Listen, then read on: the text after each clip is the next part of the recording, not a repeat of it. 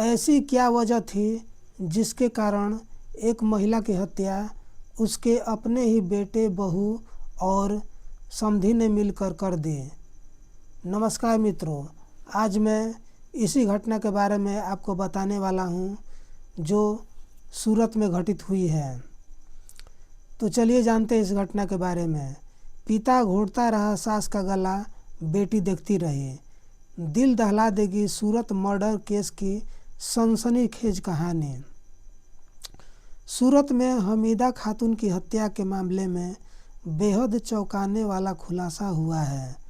बेटे, बहू और समधी ने मिलकर गला घोंटकर महिला की हत्या की और लाश को बोरे में भरकर फेंक दिया गया था। पुलिस ने तीनों आरोपियों को गिरफ्तार कर लिया है।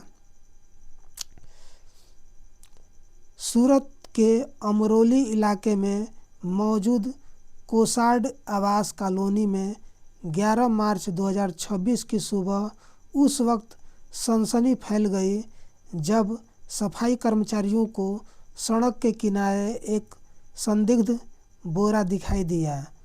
शुरुआत में किसी को अंदाज़ा नहीं था कि उस बोरे के अंदर क्या हो सकता है, लेकिन उस बोरे में एक खौफनाक राज छिपा था। जब कर्मचारियों ने बोरा खोलकर देखा तो सबके होश उड़ गए। बोरे में एक महिला की लाश थी जिसके हाथ और पैर रस्सियों से कसकर बांधे गए थे। लाश देखकर कर्मचारियों ने फौरन पुलिस को सूचना दी। कुछ ही देर में पुलिस टीम मौके पर पहुंची और जांच शुरू की। तफ्तीश के कुछ ही घंटों में यह साफ हो गया कि यह कोई साधारण मौत नहीं बल्कि एक सोची समझी हत्या का मामला है। सबसे पहले पुलिस ने शिनाख्त की कार्रवाई को अंजाम दिया। पता चला कि मरने वाली महिला हमीदा खातून मंसूरी थी, जो उसी कॉलोनी में अपने परिवार के साथ रहती थी। दरअसल हमीदा खातून मंसूरी करीब 57 साल की थी और अपने परिवार की जिम्मेदारी संभाल रही थी। उनके पति की कुछ साल पहले ही मौत हो चुकी थी, जिसके बाद घर की पूरी जिम्मेदारी उन्हीं के कंधों पर थी।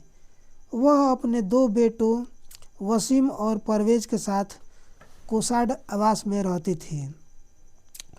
परिवार में वसीम की पत्नी शबाना भी थी, जो 3 साल पहले इस घर में बहू बनकर आई थी।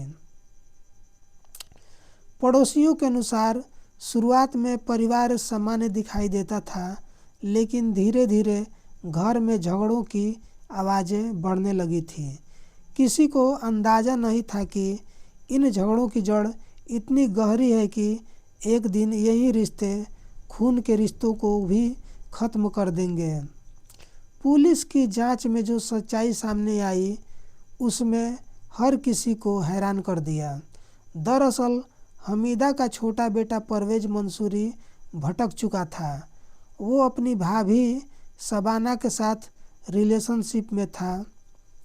बताया गया कि यह रिश्ता तब शुरू हुआ था जब शबाना शादी के बाद कुछ समय के लिए बिहार गई थी।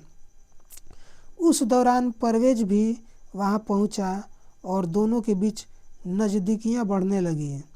समय के साथ यह रिश्ता इतना गहरा हो गया कि सूरत लौटने के बाद भी दोनों चोरी छिपे मिलते रहे। जब हमीदा को इस अवैध संबंध की भनक लगी तो उन्होंने इसका कड़ा विरोध किया। यहीं से घर में रोज़ाना झगड़े होने लगे और माहौल धीरे धीरे जहरीला होता गया। जांच में एक और चौंकाने वाला पहलू सामने आया। पुलिस के मुताबिक हमीदा खातून का शबाना के पिता मोहम्मद फिरोज आलम के साथ भी एक अजीब तरह का पुराना विवाद था। बताया जाता है कि हमीदा जब अपने मायके गई थी तब दोनों के बीच नज़दीकियां बढ़ी थी। हमीदा विधवा थी और फिरोज की पत्नी भी लंबे समय से बीमार बताई जा रही थी।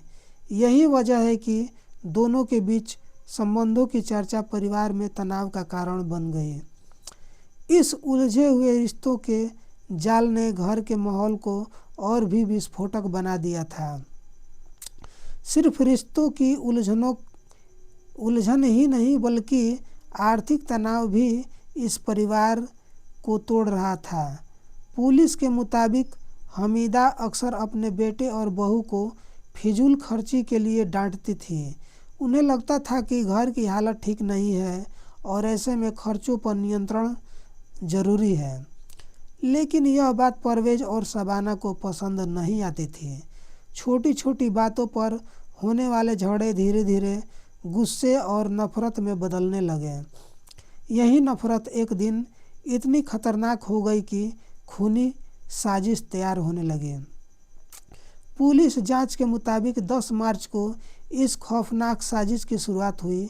शबाना ने अपने पिता फरोज आलम से शिकायत करते हुए कहा कि उसकी सास हमीदा उसे लगातार परेशान करती है।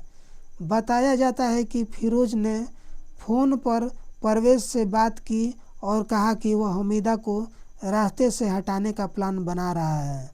परवेज भी अपनी मां की डांट और विरोध से नाराज था, इसलिए उसने इस योजना के लिए हामी भर दी।